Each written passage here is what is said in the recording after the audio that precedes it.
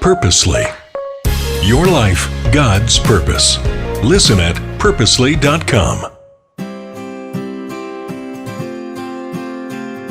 When's the last time you were amazed? According to Merriam-Webster Dictionary, amazed means filled with wonder, astounded, or filled with astonishment. It's often associated with an element of surprise. Hi, this is Jen. You're listening to the Bible for Busy People podcast, and I was amazed recently at a concert I attended. The singer was just so incredibly talented. I'm amazed when my kids grow physically or learn something new. I get amazed at gorgeous sunsets and really wonderful books and well-prepared food. I think amazement is kind of a necessary part of being human. It makes us childlike, it keeps us humble, and it fills us with possibility and imagination. Jesus was amazed too. We did a whole podcast series on this last year. But this week, when we are talking about unexpected heroes, we're going to talk about one who amazed Jesus.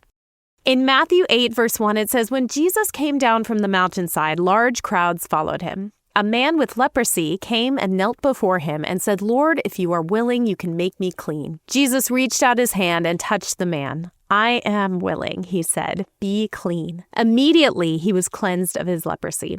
Then Jesus said to him, 'See that you don't tell anyone, but go, show yourself to the priest and offer the gift Moses commanded as a testimony to them.'" Now, we'll stop there for a second. This isn't the main story we're going to be looking at today, but I do want to take a minute to focus on the character of Christ here. He had time, or made time, to stop and listen to the individual in need. On his time on earth, he didn't heal everyone. Even the passage we looked at yesterday said that. It was humble to approach Jesus with faith and with a specific request, and Jesus responded to that. Jesus was willing. He is willing. He makes it personal. He reaches out to touch. Even then, he reached out to touch a man with a contagious skin disease. He wasn't afraid.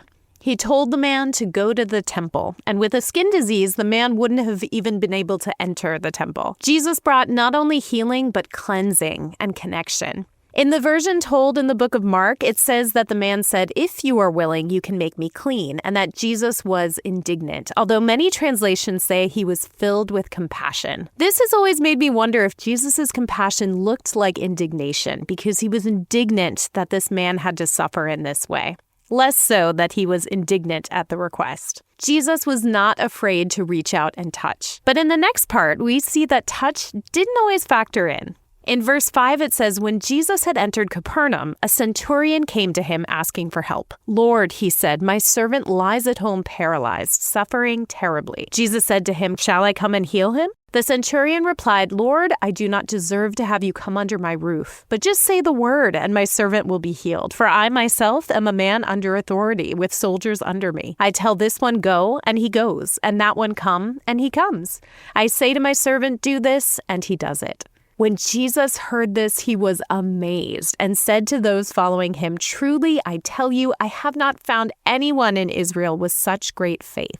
I say to you that many will come from the east and the west and will take their places at the feast with Abraham, Isaac, and Jacob in the kingdom of heaven. But the subjects of the kingdom will be thrown outside into the darkness where there will be weeping and gnashing of teeth.'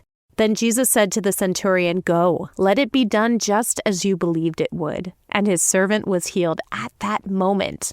Capernaum was the home base for Jesus' ministry, and it was Roman occupied. A centurion would have been in charge of a certain number of soldiers, and if you guessed 100, you're right. Similar to a century, or 100 years, or a cent, 100th of a dollar. This man was powerful and probably rich. He would have been intimidating to most people. He had the power to command Jesus to come with him and to heal his servant. But he didn't approach him that way.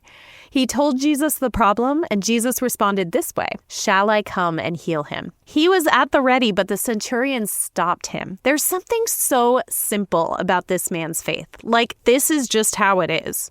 He says, "I have authority. All I have to do is say the word. You have authority. It must work that way for you too." And he had no question about it. Do we make faith more complicated than it has to be? Sometimes I worry through the details. I wonder if God would really be willing and able to help me. I overestimate my part in it all. But sometimes it's as simple as saying, God is willing. God is able.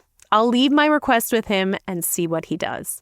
In the telling of this story in Luke 7, the centurion doesn't even go to Jesus. He sends the Jewish elders who beg Jesus, "This man deserves to have you do this because he loves our nation and has built our synagogue." The last time we talked about this story on the podcast, I noticed this. The centurion was undeniably a nice guy. But as the study Bible on BibleHub.com points out, there is a divide here on what it means to be worthy. The Jewish leaders considered him worthy because of his good deeds. Jesus considered him worthy because of his humility and faith, and just because he was a human being. But the centurion himself declared himself unworthy. It says Jesus was amazed. The Greek word here is thaumazo, meaning to admire, marvel, or wonder. This kind of faith, desperate, humble, believing in Jesus' authority and ability, this kind of faith is what amazed Jesus, no matter who it came from. But it did notably come from someone who was considered an outsider to the people of God. Like our other stories, this one shows the foreshadowing of Gentiles included in the promise of God. I do want to acknowledge the hard part about these stories. Sometimes even when people are faithful, even when they're humble, even when they've asked again and again, sometimes they do not see healing. I haven't had to go through the pain or questions of chronic illness or injury. I did go through a prolonged season of infertility that didn't have any answers for a long while. And the pain of feeling like the world keeps moving on without you, while you feel like you're stuck in suffering, is just unlike any other. I don't have answers for you if you're going through this. I just kind of want to hold space for that pain. I empathize with it. There are no quick and easy answers for this kind of struggle. All I know is how God met me in it, which will look different for everyone. Know that Jesus relates, that God has compassion on what we're going through. It is not ignored or unnoticed. God is not annoyed with us when we bring our struggles to Him. God is willing and able to work in our lives. I'll leave you with that, and let's talk again tomorrow.